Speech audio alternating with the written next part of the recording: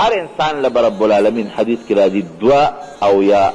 ښځې په جنت کې ورکړي، هغې ته حورې وایي، حورې 2 او یا، دا د هر انسان دی. او هغه حورې به دومره خوبصورت وي، حدیث پاک کې راځي چې د هغې د پنډۍ نلې به بار ښکاري، هغې کوبس کې نه هغه اوبه او پکې بار ښکاره کېږي. او د هغې په سر چې کوم سرپیچک او لوپټه ده، نبی علیه السلام فرمایي د هغې قیمت د دې ټولې دنیا نه او دنیا کې چې څه د هغې نه زیات دی. نبی علیه السلام فرمایي جنتي ښځه چې کومه خوشبویي پورې کوي، که د هغې خوشبویۍ دومره اندازه لکه چې په نوک د پاسه یې کېدی، نوک د پاسه خو ډېر معمولي شی راځي، دومره خوشبویي د دنیا ته راله،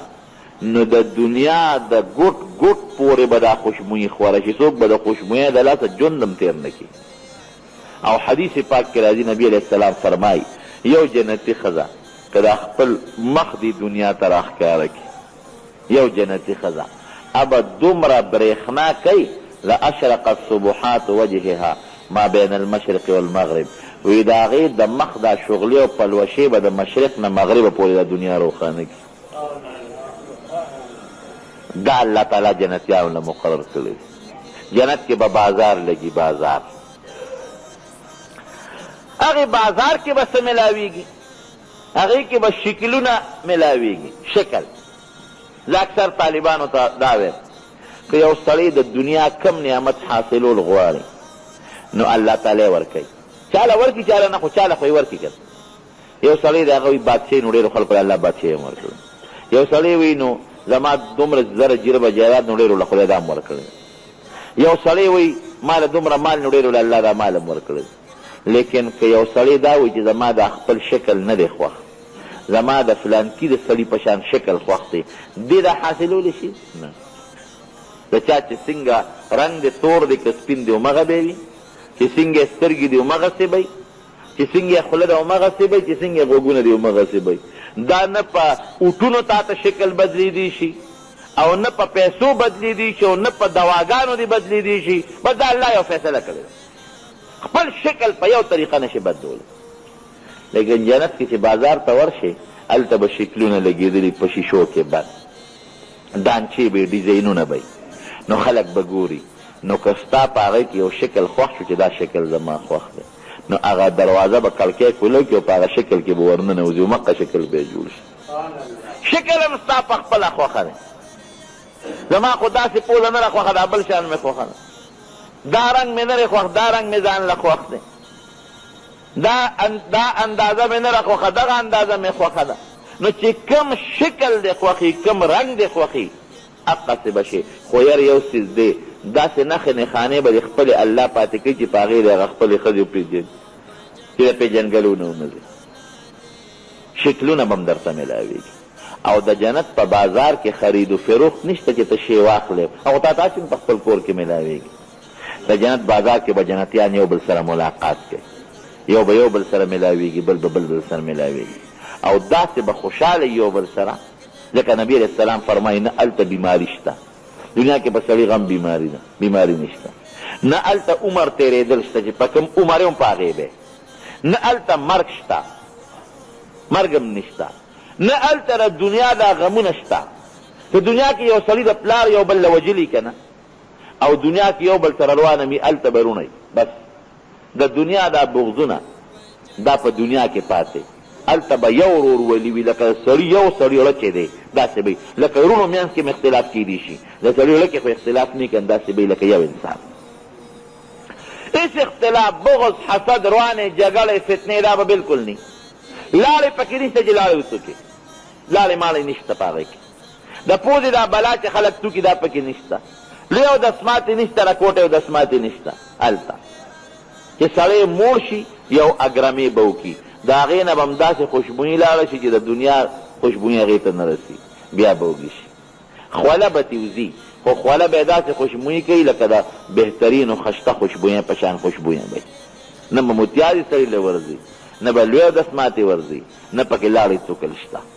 او نه پکې نور څه ګندونه مندونه شته، دا قصې پیسې په جنت کې نشته. نو سړی به خوشحاله، همیشه خوشحالي به، نه د ډاکټر ضرورت شته او نه د بل څیز ضرورت شته. او چې کومې محلات دي محلات نو د کور یو خښ ته به د سرو زرو وي بله به د سپینو زرو به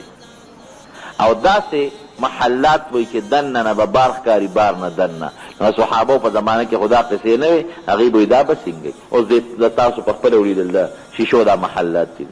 کله دننه ناست دي بار ورته ښکاري بار نه دننه ښکارېږي داسې اعلی محلات دی نو چې دوی جنت ته لاړ شي یو بل سره به ملاقات وکړي نو په هغه ملاقات کې چې کور ته بیا راشي نو ښځې به دوی ته وګوري نو دوی به د دوی به نوره خوشبویي او خشتوالی زیات شوي او د ښځو به د دوی نه زیات هغه خشتوالی ښکاره شوي زیات شوي به او په هفته کې یو ورځ لکه څنګه چې زمونږ د دنیا افتر او موږ د جمعې مانځله راځو ګورې په جنت کې شپه نشته یو شان ورځ ده یو شان ورځ به شپه پکې نشته نو چې هفته کې د هفتې په اندازه باندې یو ځل به ټول جنتیان راغون شي ټول به ځي یو ځای ته چې ډېر د خوشحالۍ دی د ټول به ځي چا ته به د سرو زرو کوسۍ لګېدلي چا ته د سپینو زرو چا ته د نور چا ته د زمرودو چا ته د نورو څیزونو اعلی اعلی کرسۍ به او په هغې به ټول کښېني او څه ته به ځي د رب العالمین دیدار له به ځي چې الله ورته خپل ذات وښایي نو ټول به ناست دي دې کې رب العالمین به ورته خپل ذات مبارک وښایي خپل لایق شان سره نو نبی علیه السلام فرمایي چې هغې کې به دونه خوند دي چې کم جنتي په جنت کې 80,000 کاله د جنت خوشحالۍ تېرې کړي 80,000 کاله په خپلې وینا کېږي نو هغه د 80,000 کالو خوشحالي د الله تعالی د یو سکند په دیدار به تېره شي دومره د الله په لیدو کې خوند او خوشحالي للذین احسنوا الحسنى وزیاده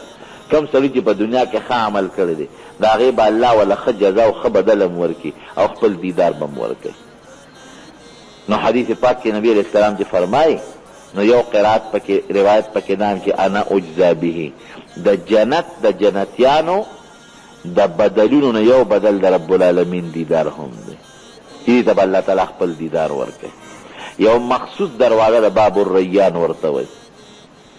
دا بره دروازه کولو شوې ده دې کسانو ته بار کسانو ځای نشته بره دروازه ورته کولو باب الریان ورته وایي باب الریان ورته ولې وایي دغه ځای به یو خشته نهر مزیداره وله بیږي نو په دغه وله چې ابه صرف روجهدار به پې داخلېږي بل څوک نه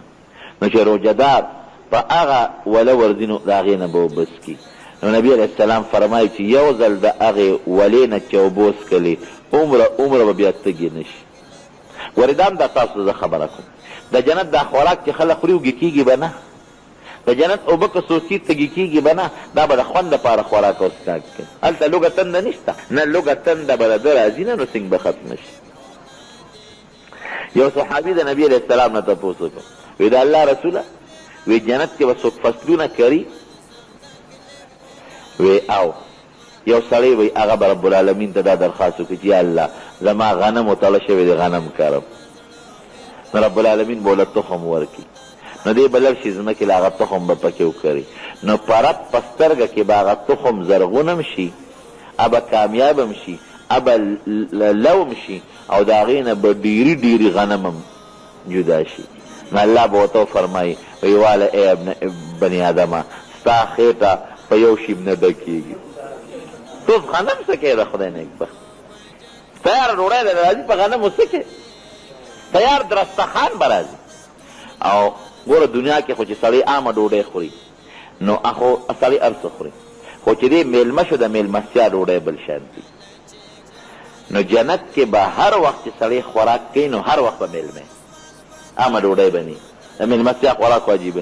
هر وخت به جنت کې میلمه او میلمه به د چی میلمه به د رب العالمین نزلا من غفور الرحیم هر وخت به د خوراک د میلمستیا به د الله د بل چا باندې نو چې د میلمستیا خوراک دی نی او ویم د رب العالمین نو د هغې اندازه استاد ولګوي نو خبره مې وروڼو دې پورې کوله چې د جنت دغه خوشحالۍ دي لیکن یو سکند چې د الله تعالی دیدار وکړي د جنت دا او 1,000 کالو خوشحالۍ به درنه هېرې شي او یو څیز درته بل ښیم چې هره روژه کې زه بیانوم صلات تسبیح خامخا کوئ